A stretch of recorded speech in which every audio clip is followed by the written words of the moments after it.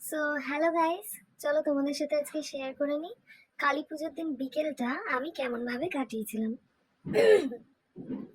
তো সেদিন বিকেলে আমি রেডি হয়ে চলে এসেছিলাম আমার দিদির বাড়িতে। ওখানে ছিল লক্ষ্মী পুজো।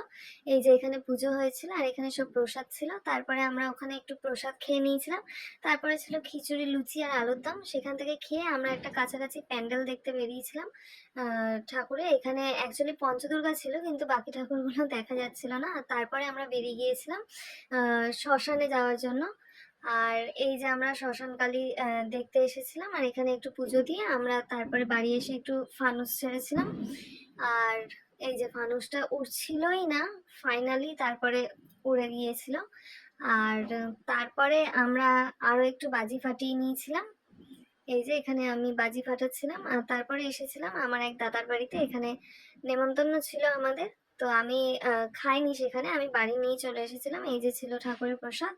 আর এইভাবেই কেটেছিল আমার দিনটা। এই যে আমি ফ্রেশ হয়ে গিয়েছিলাম, তারপরে খুবই টায়ার্ড হয়ে গিয়েছিলাম। তো ভালো লাগলে ভিডিওটা লাইক করে দিও আর চ্যানেলটা সাবস্ক্রাইব করে দিও। বাই।